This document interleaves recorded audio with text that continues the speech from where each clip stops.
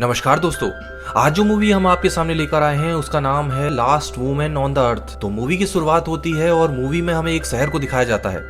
यह शहर पूरी तरीके से खाली होता है और यहाँ पर कोई भी इंसान नहीं होता, क्योंकि इस शहर में न्यूक्लियर रेडिएशन की वजह से सभी लोग मारे जाते हैं और अब जो भी लोग बचे हैं वो अपने बचने के लिए सरवाइव कर रहे होते हैं। अब उसी शहर में हमें एक लेडी को दिखाया जाता है जिसका नाम एना होता है। एना ने उस रेडिएशन से बचने के लिए एक तरह का प्रोटेक्टिव सूट पहनकर रखा होता है। एना उन घरों में जाकर अपने खाने का सामान इकट्ठा कर रही होती है और जैसे ही वो शहर के पार जंगल में जाती है वो अपना प्रोटेक्टिव मास्क उतार देती है। यहाँ पर हमें पता चलता है कि उस जंगल में रेडिएशन नहीं है और वहाँ पर बिना मास्क के रहा जा सकता है। उन जंगलों में एना का घर होता है, वह वहाँ पर नहा रही होती है ताकि उसके शरीर पर कोई भी रेडिएशन का असर न रह जाए और अपने डॉग के साथ सो जाती है। अगली सुबह हमें एना को दिखाया जाता है जो अपने डॉग के साथ जंगल में लगाए हुए ट्रैप को चेक करने जाती है, लेकिन उस ट्रैप में कोई भी जानवर नहीं फंसा होता है। तभी अचानक से एना का डॉग दूसरी तरफ भागने लगता है। एना भी उसके पीछे जाती है। तभी अचानक उसे एक गाड़ी दिखाई देती है। गाड़ी से निकलते शख्स को देखकर एना का डॉग पीछे भाग जाता है, जिसे देखकर एना भी वहाँ पर झाड़ी में छुप जाती है। वह देखती है कि उस गाड़ी में एक शख्स निकलता है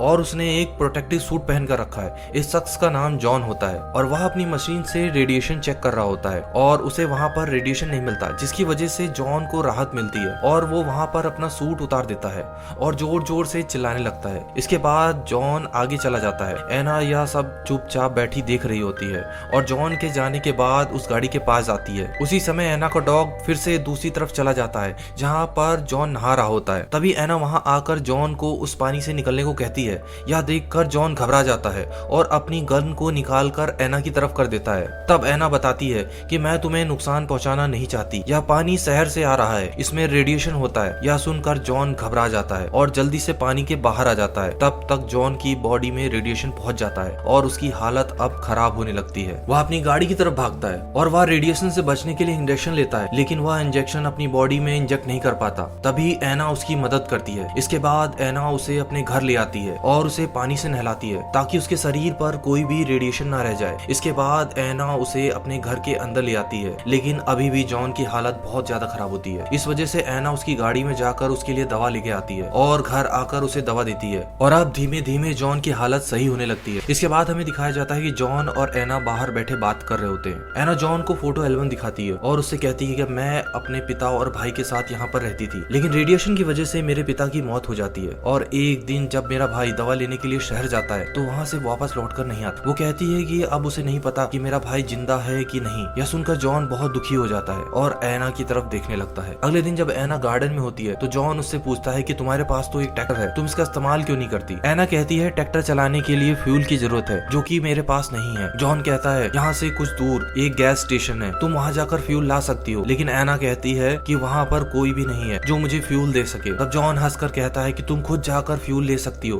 दरअसल एना के दिमाग में यह बात आई ही नहीं होती है कि वो खुद भी जाकर गैस स्टेशन से फ्यूल निकाल सकती है। इसके बाद रात को खाने के समय एना जॉन को थैंक यू कहती है। जॉन कहता है मैं भी कई दिनों तक अकेला फंसा रहा था और मेरे दिमाग में भी ऐसे आइडिया नहीं आते थे। फिर मैंने अपने आप को वहाँ से निकालने के लिए अपने लिए एक सूट बनाया और अपने लिए एक गाड़ी बनाई ताकि मैं उस जगह को ढूंढ सकूं जहाँ पर रेडिएशन ना हो, और अब मैं यहाँ पर हूँ। इसके बाद यह दोनों लोग अच्छे दोस्त बन जाते हैं। अब हमें दिखाया जाता है कि एना मछली पकड़ रही होती है और वह लोग मछली को पका रहे होते हैं। तभी एना जॉन से कहती है कि मेरे पास एक जनरेटर था जो कि खराब हो गया है। तब जॉन उस जनरेटर को सही करता है, लेकिन कई कोशिश करने के बाद भी जॉन उस जनरेटर को सही नहीं कर पाता। इसके बाद यह लोग जंगल की तरफ आते हैं जहाँ पर वाटरफॉल होता है। जॉन को वहाँ पर एक आइडिया आता है। वो एना से कहता है हमें एक बहुत बड़ा व्हील बनाना होगा जिसे हम इस वाटरफॉल के नीचे लगा देंगे, जिससे कि इलेक्ट्रिसिटी पैदा होगी और जनरेटर भी ऑन हो जाएगा। एना को उसका आइडिया बहुत पसंद आता है, लेकिन इस व्हील को बनाने के लिए उन्हें बहुत सारी लकड़ियों की जरूरत होती है। इसके लिए जॉन चर्च की लकड़ियों को इस्तेमाल करने के लिए कहता है, लेकिन एना उसे मना कर देती है क्योंकि एना जब पूरी तरीके से अकेली थी तो यह चर्च ही एक अकेला उसका सहारा था। इसके बाद जॉन उसकी बात मान लेता है। अब जॉन को दिखाया जाता है जो एक मार्केट में जाता है जहाँ पर उसे शराब की बोतलें मिलती है। जॉन उन शराब की बोतलों को घर ले आता है और रात को जॉन और एना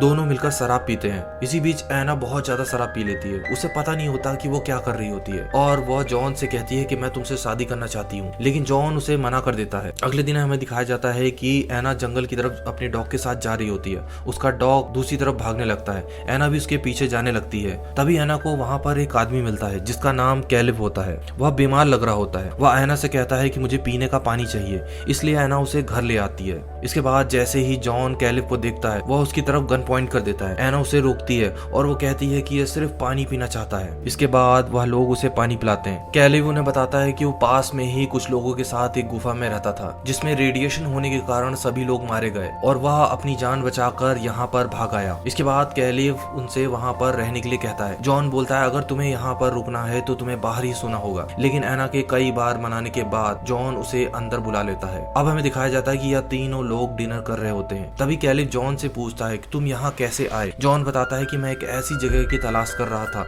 जहाँ पर रेडिएशन ना हो। तभी वहाँ पर एक लड़का आता है जो मेरा खाना चुरा रहा होता है। उसकी हालत बहुत ज्यादा खराब होती है, इसीलिए मैं उसे वहाँ पर अकेला छोड़कर आ जाता हूँ। इसके बाद एना कैलिव को उसका रूम दिखाती है जो जॉन को अच्छा नहीं लगता। जॉन एना से कहता है कि तुम्हें नहीं पता वो व्यक्ति कौन है और कहाँ से आया है। एना कहती है कि तुम मुझ पर शक कर रहे हो और तुमने भी मुझे उस बच्चे के बारे में इससे पहले नहीं बताया। जॉन कहता है कि तुम सच नहीं सुन पाती। एना कहती है कि मैंने अपने पिता को रेडिएशन में खोया है, मैंने अपने भाई को खोया, मैंने बहुत कुछ सहा है, इसलिए मैं अब बहुत मजबूत हो चुकी हूँ, मैं कोई भी मुसीबत का सामना कर सकती हूँ। जॉन उसे बताता है कि जो लड़का मुझे मिला था जिसने मेरा खाना चुराने की कोशिश की थी वह बहुत ज्यादा बीमार था। वह मुझसे भीख मांग रहा था कि वो मुझे मार दे, इसलिए मैंने उसे मार दिया और वो कोई और नहीं तुम्हारा भाई था जिसकी फोटो तुमने मुझे दिखाई थी। यह सुनकर एना बहुत दुखी हो जाती है और एना रोने लगती है। जॉन उसके पास आकर उससे माफी मांगता है। इसके बाद एना उसे माफ कर देती है। अगले दिन हमें जॉन और कैलिव को दिखाया जाता है जो एक शिकार पर जाते हैं और ऑर्चिड को मार कर लाते हैं। और रात को जब यह तीनों लोग डिनर कर रहे होते हैं तो जॉन कहता है कि हमें एक व्हील बनाना चाहिए जिससे कि यहाँ पर इलेक्ट्रिसिटी आ सके। तब एना जॉन से कहती है कि तुम जो करना चाहते हो वो करो, मैं तुम्हारे साथ हूँ। इसके बाद ये सब के सब लोग चर्च की लकड़ियों को तोड़ना शुरू करते हैं। यहाँ पर एना और कैलिव पास आने लगते हैं जिसे देखकर जॉन काफी जेलस हो जाता है। रात में जॉन ड्रिंक करने के बाद एना को बहुत कुछ बुरा भला कहता है।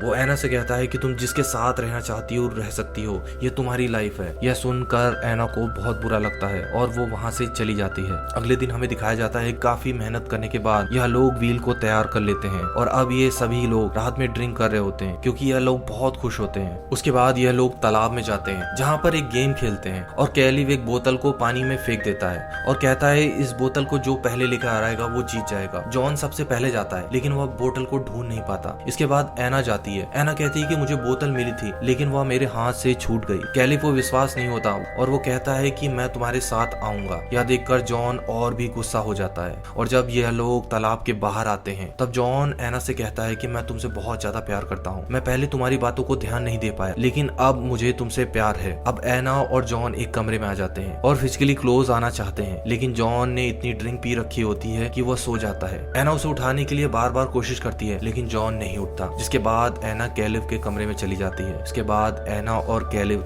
साथ में फिजिकली क्लोज हो जाते हैं। अगली सुबह जब एना टेबल पर बैठी होती है तभी कैलिव उसके पास आकर बैठ जाता है जिसे देखकर जॉन को उन पर शक होने लगता है लेकिन वहाँ पर जॉन कुछ भी नहीं कहता। इसके बाद जॉन और कैलिव उस व्हील के काम को पूरा करने के लिए निकल जाते हैं। तब जॉन कैलिव से कहता है कि तुम्हारा यहाँ आने का शुक्रिया, तुम्हारे यहाँ आने के बाद मेरे और एना के बीच अच्छे संबंध हो गए हैं। लेकिन कैलिव समझ जाता है कि वो झूठ बोल रहा होता है। वो कहता है कि तुम्हें झूठ बोलना नहीं आता, तुम चाहते थे कि मैं यहाँ पर कभी आता ही नहीं लेकिन अब मैं यहाँ पर आ चुका हूँ। जॉन उसकी बातों का कोई भी आंसर नहीं देता। अब यह लोग व्हील को लगाना शुरू कर देते हैं क्योंकि व्हील को झरने के नीचे लगाना था और उस पानी में रेडिएशन होता है, इसलिए कैलिव रेडिएशन से बचने के लिए सूट पहनकर नीचे उतरता है और काम करने के बाद जैसे ही ऊपर की तरफ आ रहा होता है उसका पैर स्लिप हो जाता है लेकिन जॉन रस्सी पकड़ लेता है और किसी तरह उसे ऊपर खींच लेता है। इसके बाद एक बार कैलिव का पैर दोबारा से स्लिप होता है लेकिन इस बार कैलिव जॉन की आंखों में देख रहा होता है। कैलिव जॉन की आंखों में केवल बदला देख रहा होता है। इसके बाद जॉन घर वापस आ जाता है